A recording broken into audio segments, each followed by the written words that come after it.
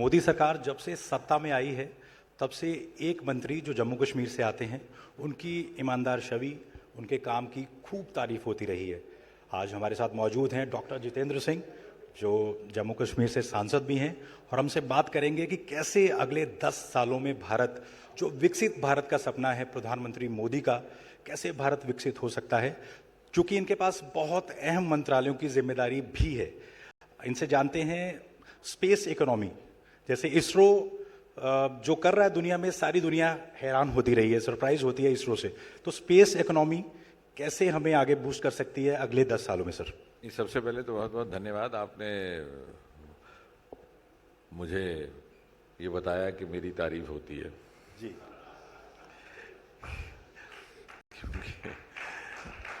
क्योंकि राजनीति में ये इतनी सी बात भी सुनने को कई बार बहुत दुर्लभ समझा जाता है। But having said that, thank you very much to be part of this and I am glad that I have been regularly part of the economic conclave organised by ET. अब आपने स्पेस इकोनॉमी की बात की, तो जाहिर है जब हम बात करते हैं कि विकसित भारत की या उसकी कल्पना की कि हम उस शिखर पटल पर पहुंचेंगे या 10 ट्रिलियन इकोनॉमी होंगे, तो I think what a good student of economy or maybe a good student of science needs to ask himself or herself is, where will the value addition come from? यदि मैं आपसे कह दूं कि आज मेरी जेब में 10 रुपए हैं, किसी का आप कल देख लीजिएगा मेरी जेब टटोल के उसमें 10 करोड़ होंगे, तो स्वाभाविक आप पूछेंगे कि आपको कोई डाका लगाएंगे या कोई गबन करेंगे, भले कहाँ से आएगा। So that is something, I mean, it sounds good saying that we will be 10 trillion, but, and of course we will be. Sometimes I feel we may be there even before 2047. But how is that going to happen? That is something that's not deeply dwelt into. वो होगा उन sectors के माध्यम से जो इतने सारे वर्षों में 60-70 वर्ष ना पूरी तरह तराशे गए ना तलाशे गए। Because India has a huge natural resource. जो सेक्टर्स अंडर एक्सप्लोर रहे या अनएक्सप्लोर रहे, उसमें से एक है हमारा स्पेस सेक्टर, हमारा डीप सी, 7,500 किलोमीटर हमारा समुद्र तट है, one of the longest in the world and only country which has an ocean called Indian Ocean named after it. Bengal, Orissa से लेकर महाराष्ट्र तक। और तीसरा हमारे हिमालयाज, 3-4 राज्य हमारे हिमालयाज में बसते हैं, अरोमा, पर्पल रेवोल्यूशन, ये सारी बातें वहाँ से ही जन्मी। तो इन सेक्टर्स की तरफ पूरी तरह से तवज्जो नहीं दी गई पिछली सरकारों के द्वारा, कारण चाहे कुछ भी रहे हो, उनकी प्राथमिकता में नहीं रहे। अब जहाँ तक हम स्पेस की बात करें, क्योंकि आज मखसूस आपने स्पेस का ही कहा है, तो हमारे पास we never had dearth of talent और डर्थ ऑफ पोटेंशियल। प्रतिभा भी थी, योग्यता भी थी, काबिलियत भी था, मेहनत करने का मादा भी था, आंखों में सपने भी थे, दिल में अरमान भी थे। आप देखिए पुरानी तस्वीरें आर्काइव्स में, सारा भाई अपना सामान बाईसाइकिल पर लेकर के चलते थे। तो उसका अर्थ ये हुआ कि साधनों का अभाव था। तो जो अनुकूलता नीति निर्धारकों के द्वारा या राजनीतिक नेतृत्व के ओर से अपेक्षित होती है, उसमें अभाव था, उसके भी कोई भी कारण नहीं होंगे। And therefore the turning point was 2014, Modi ji के आने के बाद। और वो कैसे हुआ? I think that's a case study we must understand, because the rest of the world is actually trying to understand how it's happened. There's a quantum jump in the last few years. हमने space को और जैसे atomic energy को भी एक गोपनीयता के पर्दे में बंद रखा था। अगर कोई श्रीहरिकोटा के फाटक को झांक लेता तो उसकी रिपोर्ट हो जाती पुलिस में। और जब मैं पहली बार गया तो वहाँ पे हमारे मित्र ही थे डॉक्टर राधाकृष्णन, जिनको फादर ऑफ मंगलयान कहते, तो वो मुझे रात को कहने लगे कि मैं आपको डॉक्टर साहब कैसे स्थान पर ले जाऊंगा जहाँ पे मेरे साइंटिस्ट भी नहीं जा सकते, एब्सोल्युटली फॉरबिडन। क्योंकि सुबह वहाँ एक लॉन्चिंग होने वाली थी 4 बजे, तो वो 12 बजे के करीब ले गए। तो मैंने उनसे कहा, मैंने कहा Radha, I made a principle to try to learn one new thing every day. What I learn tonight is that to reach this spot, either one has to be as eminent a scientist as you are or as जुगाड़ू as I am to accompany you. लेकिन फिर मैंने कहा कि इसकी वजह क्या है, इसका कारण है? बोले नहीं साहब, ये रिवायत है, ये डिपार्टमेंट्स बड़े कॉन्फिडेंशियल होते हैं। बट विल यू बिलीव, जब ये बात पीएम मोदी के आगे रखी गई He allowed us to open. On the space very famously reported, the media very famously reported the space is unlocked by Prime Minister Modi. आज आलम यह है कि कोई भी लॉन्चिंग होती है 5, 6, 10 हज़ार वहाँ दर्शक रहते हैं, स्पेक्टेटर्स जी, और 1500-1600 मीडिया वाले रहते हैं। यानी वो स्थान जो 4, 5, 6 बरस तक फॉरबिडन था, लोगों ने देखा तक नहीं था कि यहाँ क्या हो रहा है।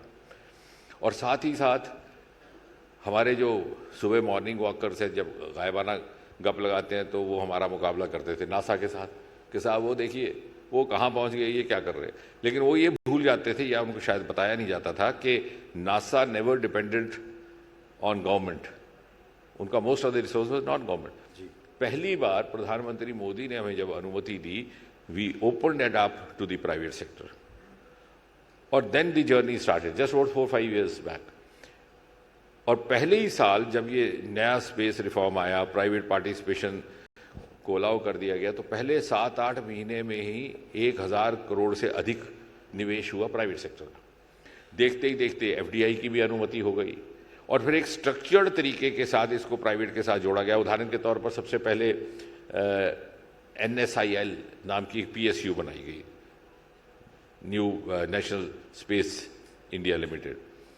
उसके बाद उसको प्राइवेट कंपनियों के साथ किस तरह से जोड़ना है, उसके लिए एक इन स्पेस का इंटरफेस बनाया गया जो कोलैबोरेशंस फैसिलिटेट करता था। और उसके बाद space reforms and space policy. और अब ये आलम है कि हज़ारों करोड़ों की संख्या में वहाँ पर निवेश हो रहा है, एफडीआई भी हो रहा है, और भिन्न भिन्न प्राइवेट सेक्टर से। हमारे जो पहले जनरेशन के स्टार्टअप्स थे वो तो अब बड़े एंटरप्रेन्योर्स बन गए। एक ने हैदराबाद एयरपोर्ट के बहुत नज़दीक ही प्राइवेट रॉकेट की फैक्ट्री खोली है, और उसका नतीजा ये हुआ कि हमारी space economy which was almost dismal is today $8 billion, and the manner in which it is progressing, the future projection reflects that in another 7-8 years it will go 5 times, almost $44 billion, which in other words means that the next 1 decade or a half, space economy is going to be an important component of India's future growth story. तो ये तब होने लगा कि पहली बार हमने वही strategies follow की जो दुनिया के बाकी विकसित देश करते। So now we are following the same strategies, the global strategy. We are also trying to meet the global benchmarks, because if you have to compete globally and you have to excel and reach that global pedestal, you have to follow the global parameters. वो पहली बार अब हुआ। अब हम सरकार के दायरे से बाहर निकल करके खुले फिजा में जैसे बाकी लोग कर रहे, और जब वो हमने किया तो हमारी प्रतिभा सामने आई। अब उसके छोटी सी मिसाल आपको ये देता हूँ कि इसरो की स्थापना सन 1969 में हुई थी, और अगर आप तो पत्रकारिता से जुड़े, अगर आप पिछले आर्काइव्स में जाएं तो न्यूज़पेपर्स में जो सबसे प्रमुख समाचार रहेगा उस साल का वो ये रहेगा कि अमेरिका ने पहला मानव चांद की धरती पर उतारा था, नील आर्मस्ट्रांग, जिसका वो बड़ा विख्यात वो हुआ स्टेटमेंट के 1 small step for man, giant step for mankind। और उस साल इसरो का जन्म हो रहा था। लेकिन आज इन स्पेस रिफॉर्म्स के आने के बाद, unlocking of the space sector के बाद, प्राइवेट सेक्टर को पूरी तरह से शामिल कर लेने के बाद स्थिति ये है कि चांद के साउथ पोल पर हम बाकी सबसे पहले पहुंच गए।